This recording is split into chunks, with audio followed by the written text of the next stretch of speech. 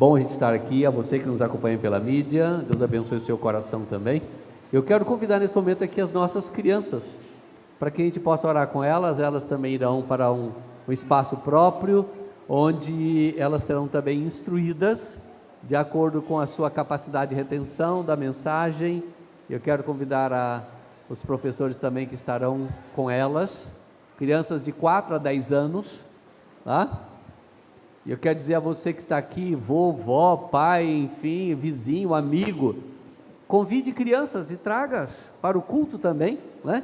Para que elas possam ser instruídas, orientadas, direcionadas da palavra do Senhor, né? Cunhã, tem quem? Você estará só? Não, tem mais uma equipe contigo, né? Aí, tem mais alguém chegando aqui, muito bem, muito bom, a Késia e o Nicolas, ok, o irmão Nicolas está lá, né? Deus abençoe vocês. A gente quer orar por vocês, para que Deus possa usá-los lá, sejam bênção lá na vida de nossas crianças. Só vai aparecendo as crianças por aí, né? Até a Manuela veio hoje, né? Já está pequenininha, dá para estar lá, mas no momento oportuno vai estar, né? Senhor, obrigado porque o Evangelho do Senhor alcança os corações independentemente da idade, porque Deus, o Senhor soberanamente trabalha a nossa vida, e a nossa oração, Deus, é que o Senhor possa continuar trabalhando o coração de nossas crianças. De forma particular, pedimos por elas nesta noite, ó Deus, na instrução que elas receberão, usando, ó Deus, a equipe que estará com elas, para que, ó Deus, eles tenham do Senhor todo o direcionamento, submissão ao Senhor e à Tua vontade, e fidelidade à Tua palavra. Usa-os, ó Deus, como instrumento, e abençoa as nossas crianças, em nome de Jesus, amém, Senhor Deus, amém. Deus abençoe, queridos. Queridos, quero convidá-los a que abramos a Escritura no texto em que nós vamos, então, meditar esta noite. Minha oração é que Deus prepare o seu coração, para que a gente possa ser edificado, e abra sua Bíblia em 2 Coríntios capítulo 8, segunda carta de Paulo aos Coríntios, no capítulo 8. Enquanto você abre esse texto de 2 Coríntios capítulo 8, eu quero lembrar que nós estamos estudando uma série, encerrando hoje a série Generosidade, entendendo e vivenciando a mordomia cristã, a administração da nossa vida com Deus. Nós vimos no primeiro encontro, a primeira palavra que foi nos trazida aqui, que precisamos vencer a escravidão ao dinheiro. Uma mensagem sobre o jovem rico, que entristeceu-se e não abriu mão daquilo que escravizava a sua vida. Depois vimos um pouco a respeito de Zaqueu, vencendo a avareza, e como Zaqueu enfrentou isso quando ele de fato encontrou-se com o Senhor Jesus, e foi extremamente vitorioso, abrindo o seu coração para devolver aquilo que não era dele, e assim desapegando-se de toda aquela questão financeira que tanto escravizava também. E vimos também, aqui no último domingo passado, através do reverendo Vinícius, falando da oferta da viúva pobre, que foi uma oferta memorável, e isso tem falado sempre aos nossos corações, de ver a disposição daquela mulher em ofertar ao Senhor aquilo que significava a sua própria vida. E hoje estudaremos então na carta de Paulo então aos Coríntios, na sua segunda carta. Nós leremos então do verso 1 até o versículo 15 do capítulo 8 então, 2 Coríntios capítulo 8, versos 1 até o versículo 15. Eu quero convidar os irmãos que por favor nos acompanhem.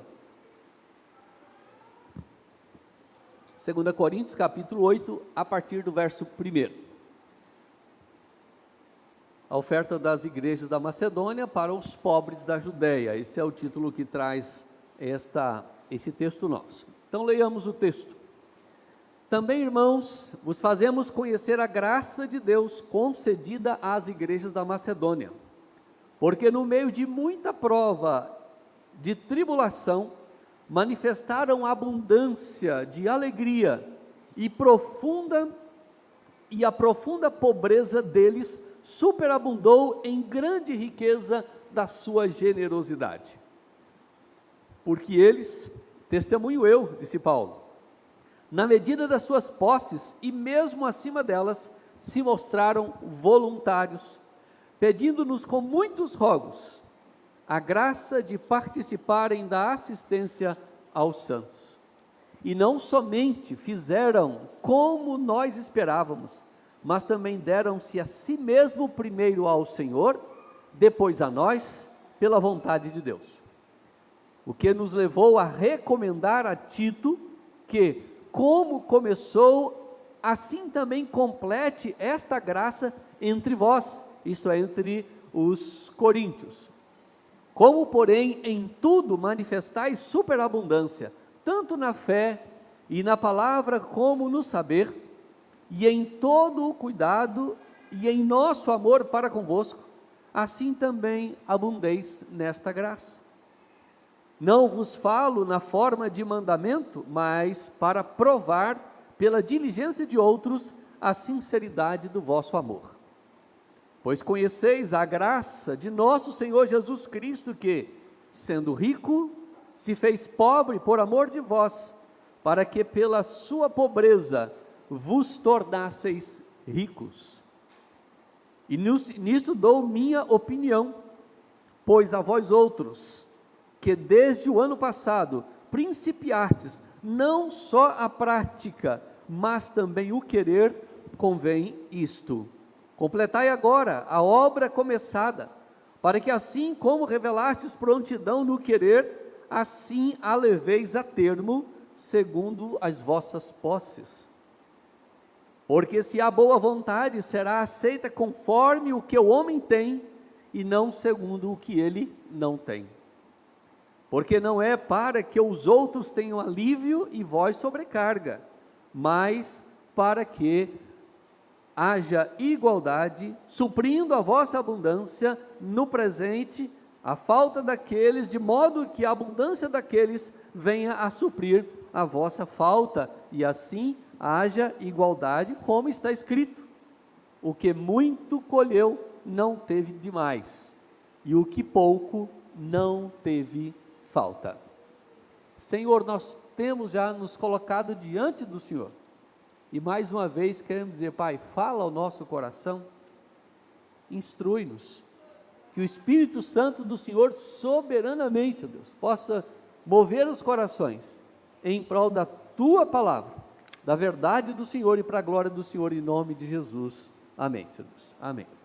Queridos, o apóstolo Paulo, ele escreve esta carta aos Coríntios, a sua segunda carta, e ele tem como propósito na sua carta, ele abordar o seu ministério, e falando que a despeito dos sofrimentos presentes, ele tinha e tem, a igreja teria e tem uma glória futura. E Paulo havia recebido críticas por causa da sua mensagem, dizendo que a mensagem de Paulo era uma mensagem insuficiente, o seu ministério era caracterizado por uma certa fraqueza, por sofrimentos, dizendo que isso era realmente um problema na vida de Paulo. E Paulo então responde a esses seus críticos que na verdade a sua suficiência ela vinha do Senhor Jesus Cristo, e portanto o sofrimento é uma das partes cruciais para o avanço do Evangelho.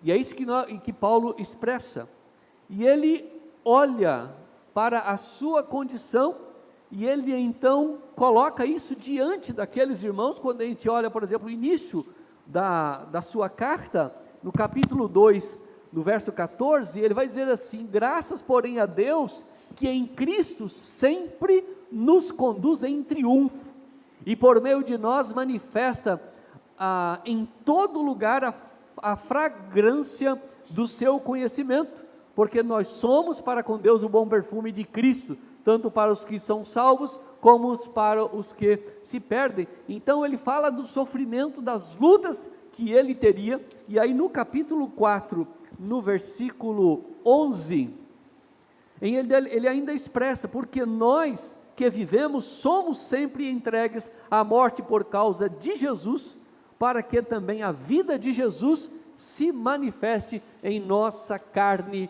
mortal. Então, depois de mostrar o afeto que Paulo tinha por aqueles crentes, que ele vai manifestar aqui no capítulo 6, o amor que ele tem para com aqueles irmãos, conforme o versículo 11 do capítulo 6, ele diz: para vós outros, ó Coríntios, abrem-se os nossos lábios e alarga-se o nosso coração, não tendes limites em nós, mas estáis limitados em vossos próprios afetos. Ora, como justa retribuição, falo-vos como a filhos, dilatai-vos também vós. Abra o coração de vocês. Então Paulo está dizendo para os crentes de Corinto: abra o coração de vocês, para vocês possam receber as instruções que eu tenho. Eu não sou aquilo que vocês estão pensando, mas eu trago aqui a palavra do Senhor para vocês. E então Paulo passa agora a falar, a exortar a igreja quanto à necessidade de algo que na verdade a igreja estava protelando por fazer, ou deixando de fazer, com a diligência que deveria já ter acontecido. A gente percebe isso aqui no texto, e ele fala da necessidade da generosidade da igreja de Corinto em relação à necessidade que tinha então, ou da carência da igreja da Judeia.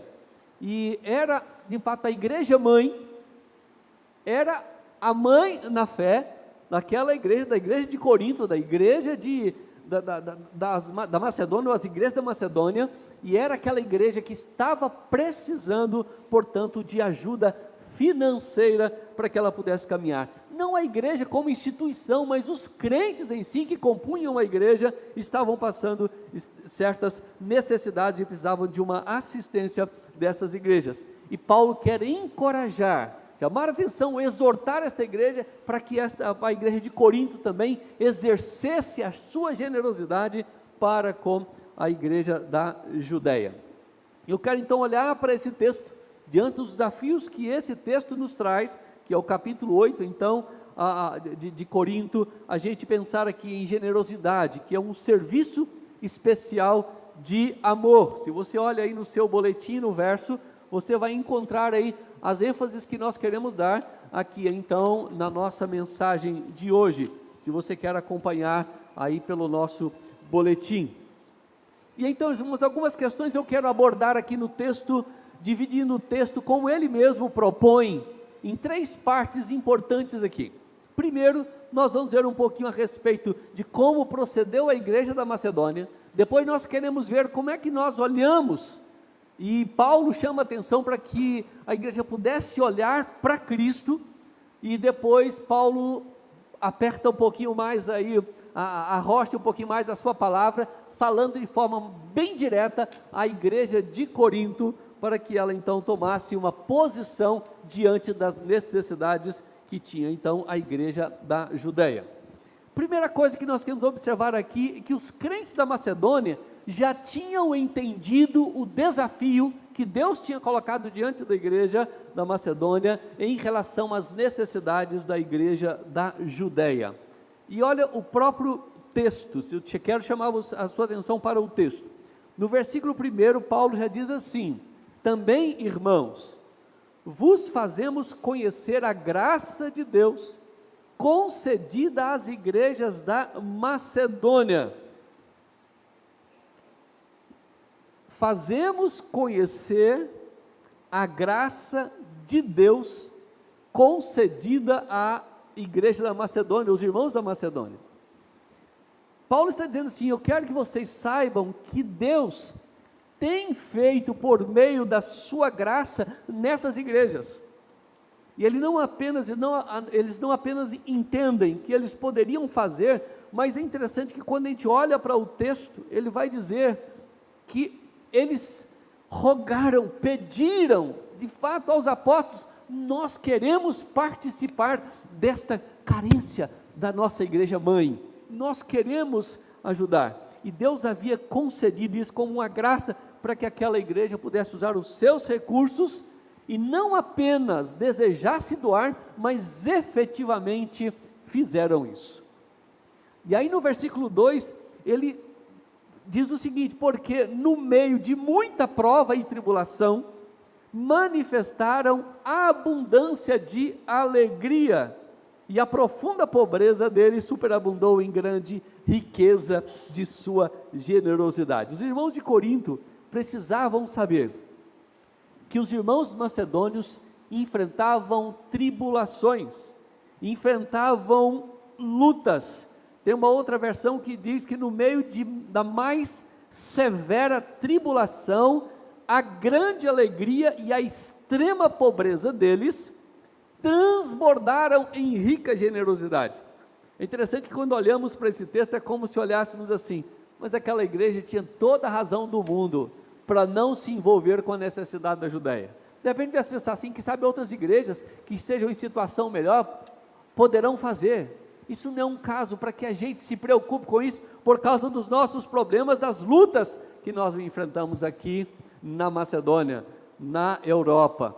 E então, aquela igreja entendia, as igrejas da Macedônia entendiam que eles poderiam contribuir, apesar das lutas que eles estavam enfrentando, das dificuldades, das tribulações. E é interessante que quando a gente olha aqui para o texto fala de tribulação, da luta daqueles irmãos, e o texto nos chama a atenção de que eles manifestaram abundância de alegria, apesar de tudo isso.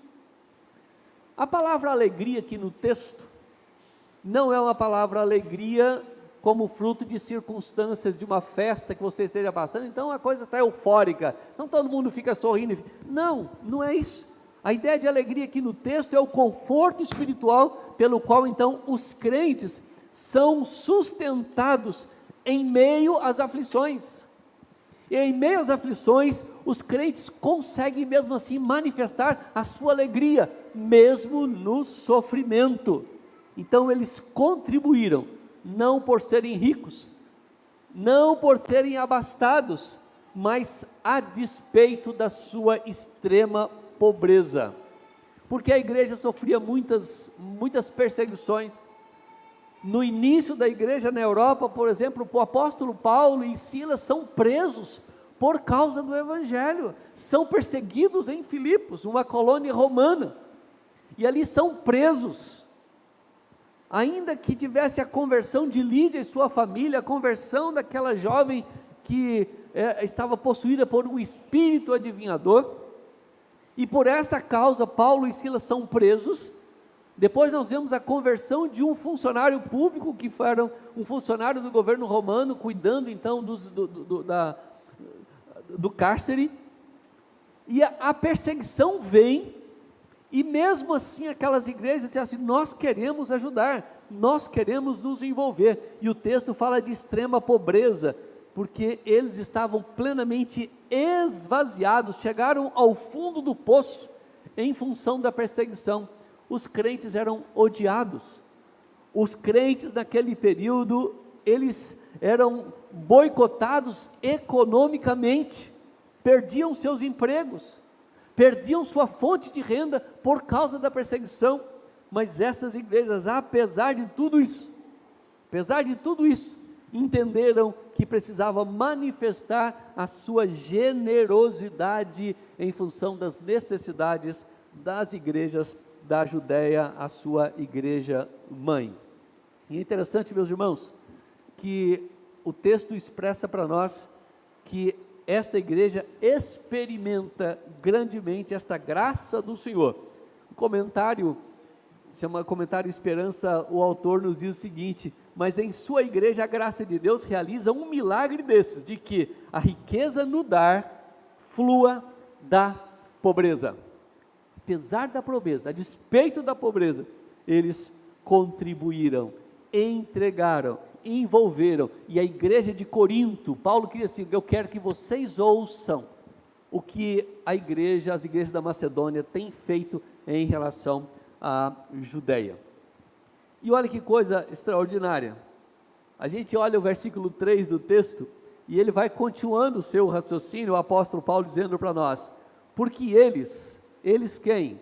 Os irmãos da Macedônia, testemunho eu, disse Paulo, eu estive lá, eu estava lá no nascedouro dessas igrejas, na medida das suas posses, ou mesmo acima delas, se mostraram voluntários, deram tudo o que podiam, até além daquilo que eles podiam, por iniciativa própria, eles, diz o texto, nos suplicaram o privilégio de participar da assistência aos santos. Eu sou testemunha disso, como ele expressa no versículo 4, pedindo-nos com muitos rogos. É como alguém dissesse assim, por favor, deixa a gente ajudar. Não, dessa vez não. Por favor, a gente quer ajudar. Não, mas vocês estão passando dificuldade. Não, por favor, eu gostaria de ajudar, nós queremos nos envolver. É esta ideia que o texto aqui nos traz. Paulo diz assim, a igreja diz assim, nós queremos participar da assistência desses irmãos, fruto de uma generosidade do coração daqueles irmãos.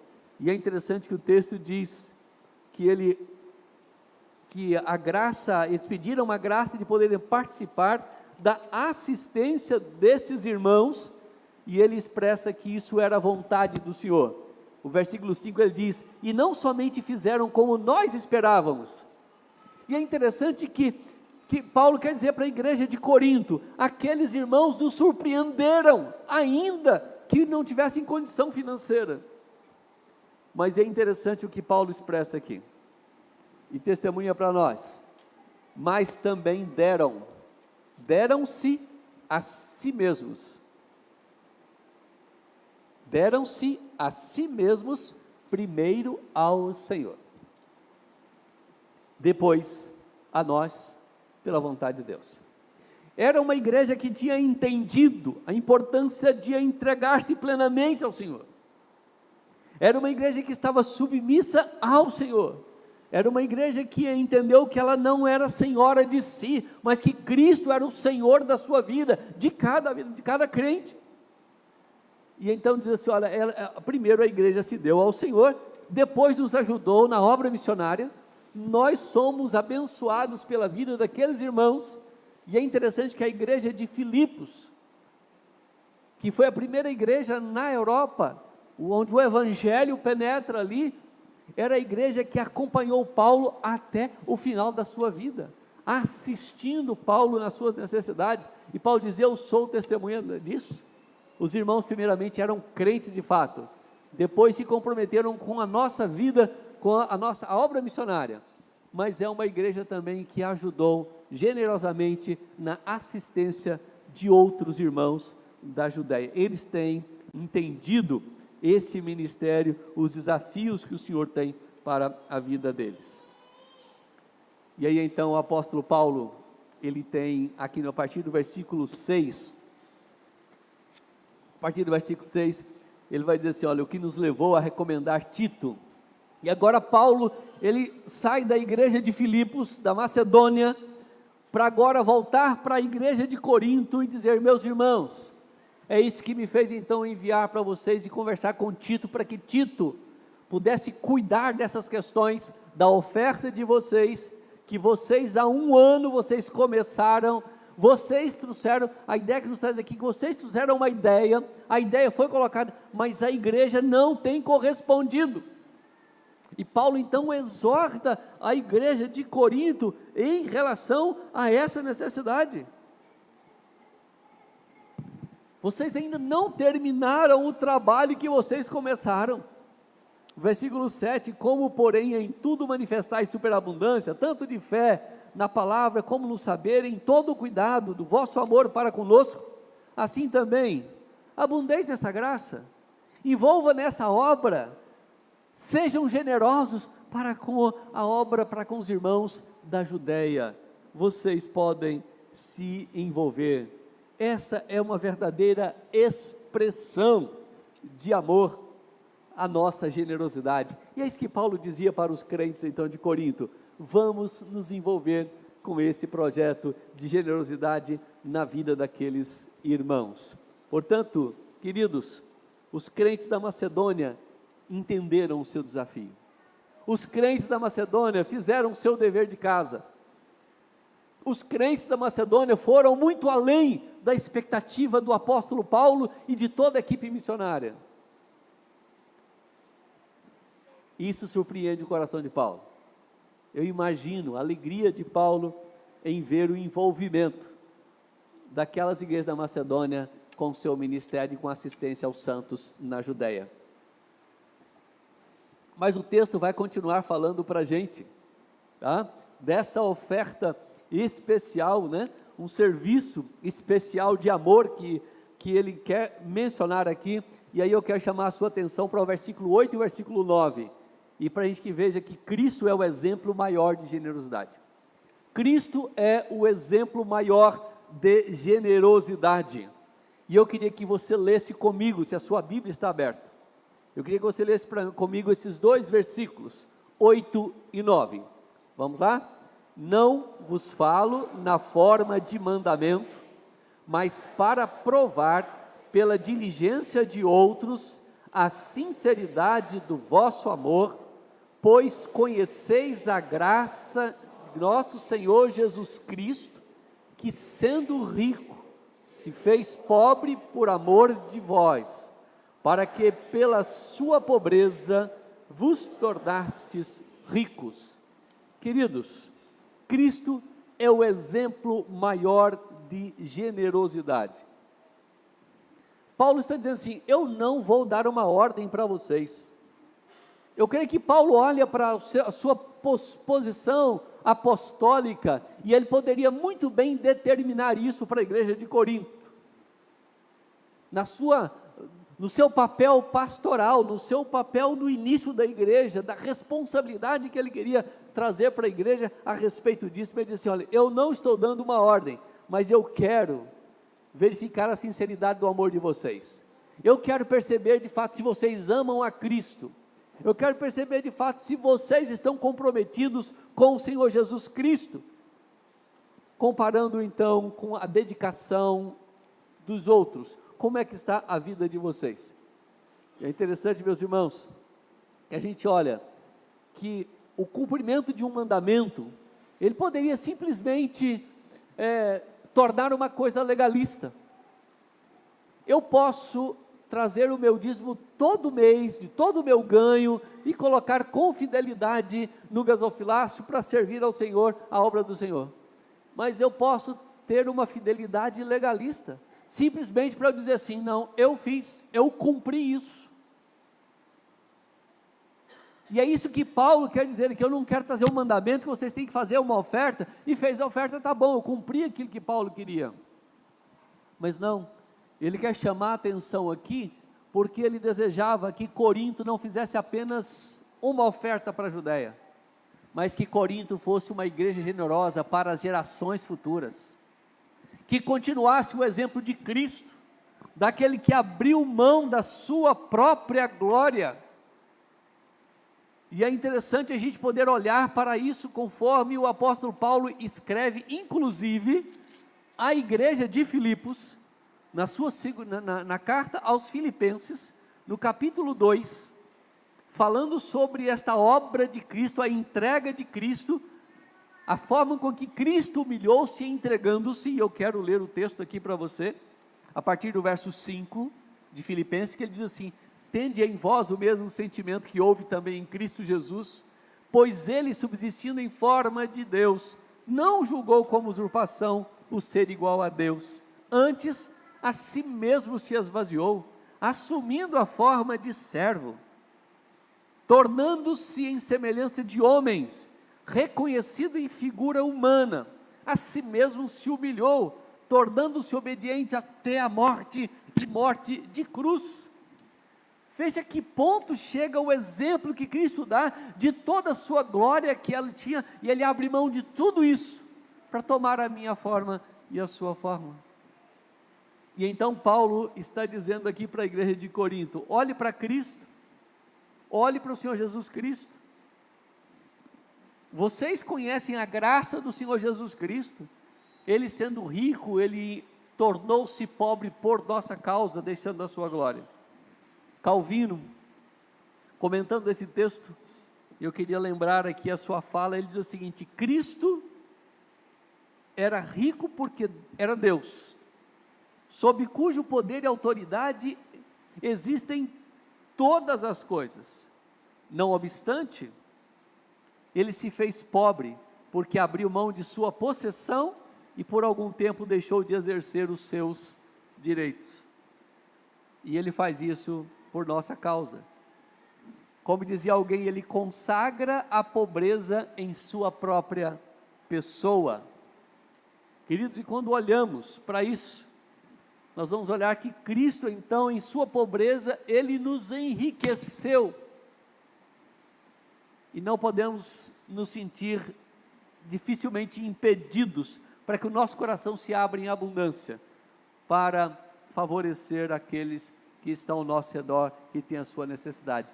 Cristo é o exemplo maior de generosidade, a sua entrega em nosso lugar. Ele não precisava de nada disso, mas ele abre mão de tudo isso, para que o seu amor generosamente fosse manifestado em seu favor e em meu favor.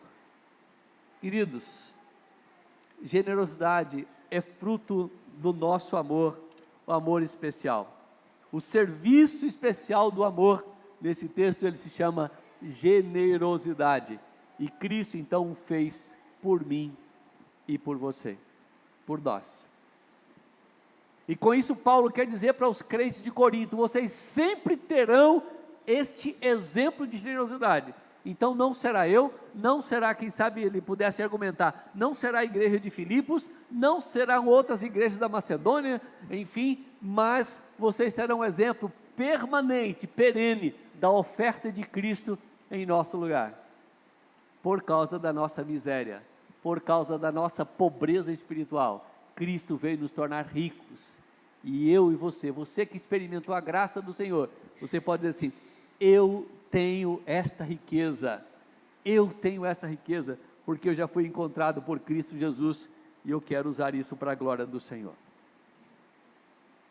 Mas o texto vai caminhando, e eu quero abordar a terceira parte desse texto, que agora é o desafio que Paulo tem então para a igreja de Corinto. Até agora ele trouxe o exemplo da igreja, as igrejas da Macedônia, falou de Cristo Jesus como exemplo maior, observe isso. Agora ele fala então, dizendo que uma igreja precisa ser generosa. Uma igreja precisa ser generosa, e no versículo 10 até o verso 15, Paulo vai abordar exatamente esse aspecto aqui, tá? E eu quero convidar você, para que você olhe e veja assim, se essa advertência, se essa admoestação, se essa exortação da Escritura, se essa exortação do Espírito Santo por meio do apóstolo Paulo, não é uma necessidade que o seu coração tem desta palavra, desta mensagem do Senhor.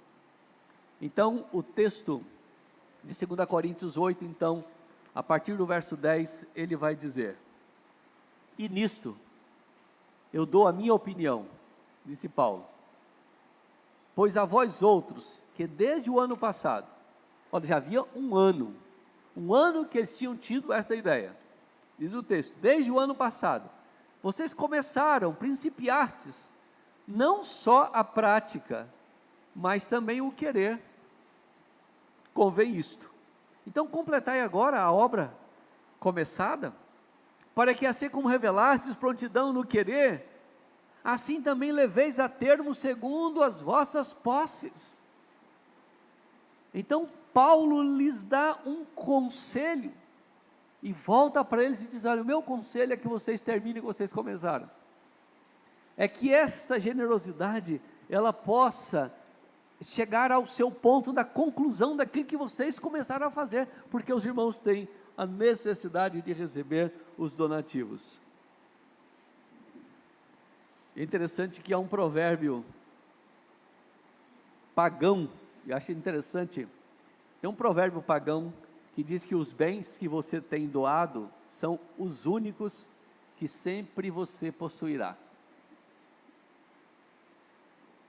Tirando o aspecto pagão desse provérbio, Mas olhando para a realidade daquilo que nós fazemos, aquilo que nós fazemos fica, aquilo que nós fazemos produz efeito. E é isso que Paulo chama a atenção aqui para aqueles irmãos. Há um outro poeta que expressa o seguinte: um ladrão esperto deterá abrir seu cofre e levar embora o seu dinheiro. Um fogo ateado por um incendiário vil deitará no pó sua mansão paterna, mas tudo quanto foi dado aos amigos é posto além de todo e qualquer risco. O que você tem dado graciosamente é a única riqueza que sempre guardará, porque alguém foi abençoado com aquilo que nós demos, com aquilo que a nossa generosidade manifestou e lhes abençoou. O princípio é da Escritura: aquilo que damos é algo que nós construímos na vida das pessoas e jamais as pessoas esquecerão. Paulo está dizendo para a igreja de Corinto: meus irmãos, eu dou a minha opinião, termine a obra de vocês, completem a obra de vocês, e encerre aquilo que vocês começaram, para que a bênção de fato seja maior, seja sempre maior. Meus irmãos, na Bíblia de Estudos de Genebra traz uma frase interessante que diz assim: assim como em toda a vida cristã, assim é no dar, precisa acontecer pelos bons motivos, e os bons motivos devem ser demonstrados pelas ações. Então Paulo nos não estipula a quantidade que cada um deve dar, mas o texto expressa que cada um, de acordo com o que possui, faça-o. Versículo 11, o final: segundo as suas posses. Paulo não estava falando nada além daquilo que eles podiam. E é interessante que quando ele fala do exemplo das igrejas da Macedônia, são igrejas que em certos momentos deram muito mais do que aquilo que era o seu potencial. E Paulo está dizendo assim: eu não estou pedindo além da posse de vocês, porque vocês não podem dar aquilo que não têm, mas dentro daquilo que vocês possuem, sejam generosos, e aí isso nos faz lembrar da mensagem de domingo passado, a respeito da viúva pobre, que da sua pobreza, ela deu tudo quanto possuía, todo o seu sustento. Ela não fica, na verdade, se comparando com aqueles demais, que estavam levando ao gasofilácio, para dizer assim: não, eu preciso dar mais do que aqueles, porque senão o Senhor não aceitará. Pelo contrário, o seu coração estava aberto para doar, para dar, abrir o seu coração para adorar o Senhor também com aquilo que ela possuía. Mas parece-nos que a igreja de Corinto, estava protelando muito a sua responsabilidade de cuidar daqueles irmãos, e Paulo então chama a atenção daquela igreja para uma outra questão que isso nos é lançado aos olhos aqui pelo texto. Como se aqueles irmãos estivessem reclamando, porque se nós vamos dar e eles vão ficar muito bem abastecidos, já tem muita gente ajudando. Veja como é que ele diz o texto aqui, né? O versículo 13, ele diz assim: porque não é para que os outros tenham alívio e vós sobrecarga, mas é para que haja igualdade, suprindo a vossa abundância no presente, a falta daqueles, de modo que a abundância daqueles venha a suprir a vossa falta, e assim haja igualdade. O que Paulo está ensinando aqui para a gente? Ele está falando da igualdade, das condições, da igualdade em relação ao status? Não, Paulo está falando aqui, para que vocês manifestem a sua justa contribuição para com essas pessoas, e todos sejam assistidos de acordo com a necessidade deles. Um certo comentador diz assim: isso clama a equidade em vez do estritamente igualdade, como expressa às vezes alguns da interpretação desse texto. Há o desejo que houvesse uma contribuição justa na tarefa de fazer o melhor para que as pessoas pudessem ser verdadeiramente assistidas, e havendo necessidade amanhã também, eles seriam assistidos também. Paulo está dizendo assim: a igreja precisa ter os seus olhos abertos para as necessidades em todo o tempo, e de repente aquele que hoje ajuda, amanhã vai precisar da assistência de alguém. A gente não sabe o amanhã. E é isso que o apóstolo Paulo traz aqui nesse texto. Amados, que verdade preciosa o Senhor tem para o meu e para o seu coração. Paulo lembra aqui para nós, no versículo 15, finalizando a nossa mensagem, esse texto, o apóstolo Paulo diz o seguinte, olha, lembra do que está escrito? E ele volta lá para um texto de Êxodo capítulo 16, versículo 18, quando o povo de Deus tinha sido orientado que o maná que o Senhor estava enviando do céu para o sustento do seu povo, e ele diz o seguinte, olha, vocês precisam colher, esse era o princípio do maná, cada um vai colher de acordo com a sua família, que você coma durante aquele dia, todo dia vocês vão receber,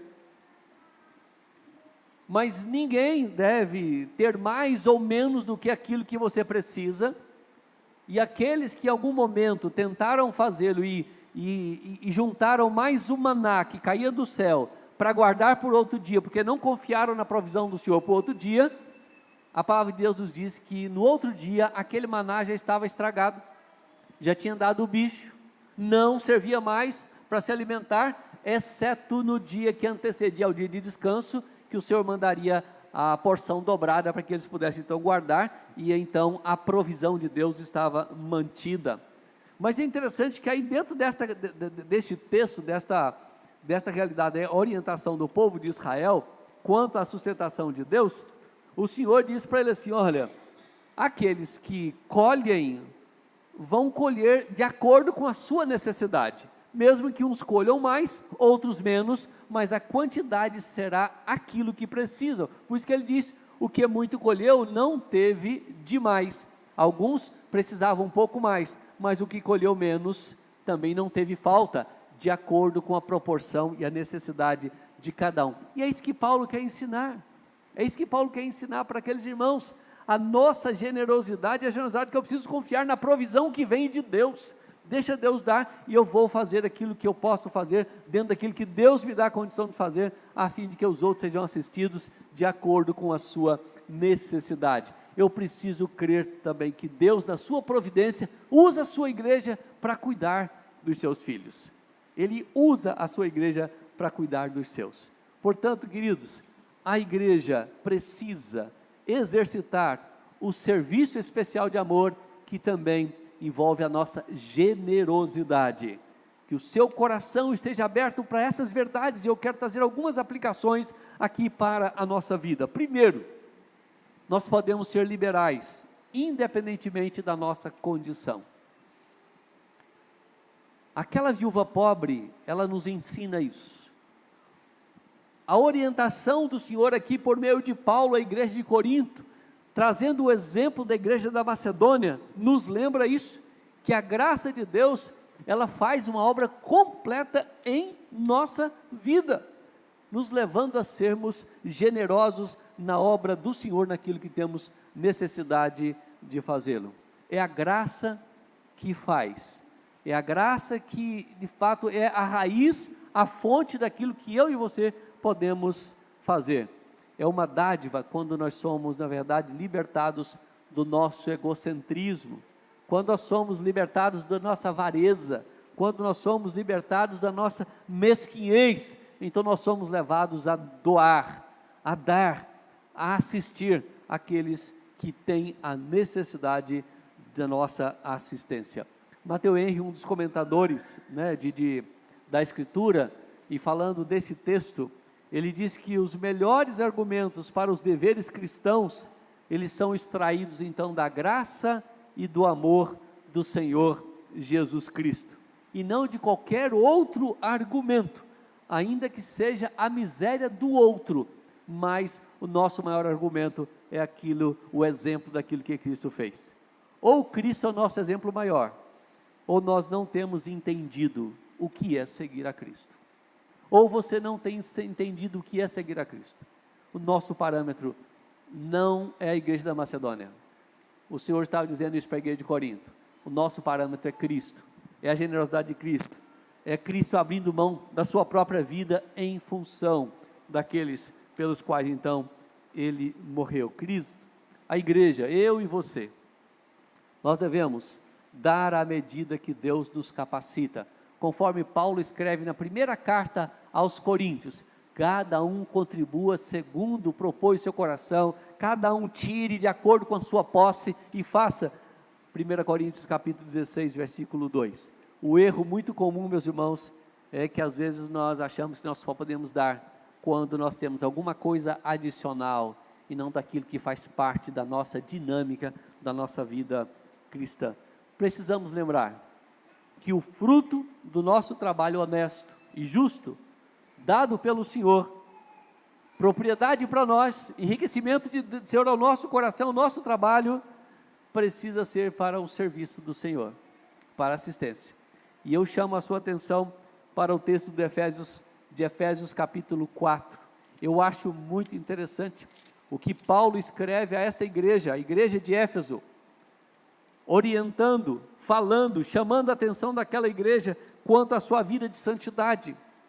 E então, em Efésios capítulo 4, versículo 28, Paulo falando da necessidade da igreja quanto à santidade, o verso 28, 4:28 diz o seguinte: aquele que furtava, Paulo fala assim, olha, aquele que mudou de vida, aquele que furtava, não furte mais, antes trabalhe fazendo com as próprias mãos o que é bom, para que tenha com que acudir ao necessitado. Você atentou para esse detalhe?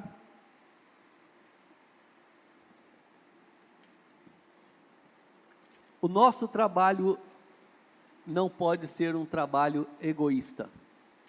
O nosso trabalho não pode ser um trabalho que visa a nós próprios, o meu enriquecimento.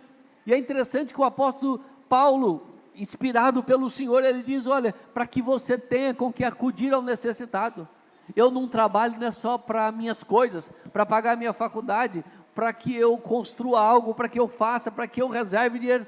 Nós trabalhamos para que a gente possa acudir a quem de fato precisa. E é isso que o texto está dizendo, para que você tenha como acudir ao necessitado. Senão não tem como acudir ao necessitado, e necessitado nós sempre teremos. E Paulo quer ensinar isso para a igreja de Corinto, para dizer assim, irmãos, é tempo de vocês terminarem a obra de vocês, que vocês começaram um dia, mas vocês não deram sequência a esse trabalho, abandonando aquilo que deveria ser algo da nossa dinâmica eclesiástica, da nossa dinâmica de vida cristã. Portanto, meus irmãos, generosidade é um serviço especial de amor, não é diferente. Quem ama, se dá. Quem ama, contribui. Quem ama, envolve nos desafios que Deus tem, da obra do reino, que passa por aquilo que eu e você somos abençoados por meio do nosso trabalho. A gente precisa orar a Deus e pedir, Senhor, tira do meu coração o egoísmo, tira do meu coração a avareza, tira do meu coração a mesquinhez. Eu tenho trabalhado para mim, eu acho que tudo que eu ganho tem que ser meu, e é isso que nós precisamos lembrar, queridos. Deus quer que a sua igreja, o seu povo, seja um povo que de fato se interesse por aqueles que também passam necessidade. E se você tem um trabalho que Deus tem te abençoado, saiba que Deus quer abençoá-lo cada vez mais, mas deseja que você seja um crente comprometido generosamente com a obra do Senhor também, sendo fiel ao Senhor, honrando o Senhor com aquilo que Deus tem te dado, para que a obra de Deus caminhe, para que pessoas sejam assistidas, para que irmãos nossos sofram menos em relação às lutas. Muitos passam por necessidade. A igreja da Judéia passava dificuldades em função de secas terríveis, e agora, irmãos, precisavam da assistência. A igreja de Corinto precisava aprender. Eu e você precisamos olhar para a Macedônia e aprender. Primeiro, dar de nós ao Senhor, depois aquilo que Deus tem nos dado para a obra do Senhor. Olhar para Cristo como exemplo maior. Não olha para mais ninguém, olhe para Cristo. O que Cristo fez? Sendo pobre, rico, se fez pobre por nossa causa, veio, desceu da sua glória, mostrando de fato a sua generosidade. Igreja de Corinto, igreja de Porto Velho, igreja de você que nos assiste pela mídia, quem sabe você que está aqui, lembre disso, precisamos continuar. Se temos feito e abandonamos, ou quem sabe você precisa começar, a generosidade do seu coração. Nós trabalhamos, e o nosso trabalho é também para acudir ao necessitado. Cristo fez isso por nós. A obra de Cristo precisa alcançar todos os aspectos da nossa vida, e que a gente possa experimentar isso. Seja generoso como demonstração do teu amor por Cristo. É isso que o Senhor quer. Que assim sejamos, para a glória do Senhor. Eu quero convidar vocês a colocarem em pé. Nós vamos orar, colocar diante do Senhor a nossa vida. Com certeza Deus, o Espírito Santo de Deus tem falado ao seu coração, ao meu coração, o que eu posso melhorar, se de fato eu preciso pedir perdão ao Senhor, o Senhor tem misericórdia de mim, eu tenho sido muito egoísta, eu preciso pensar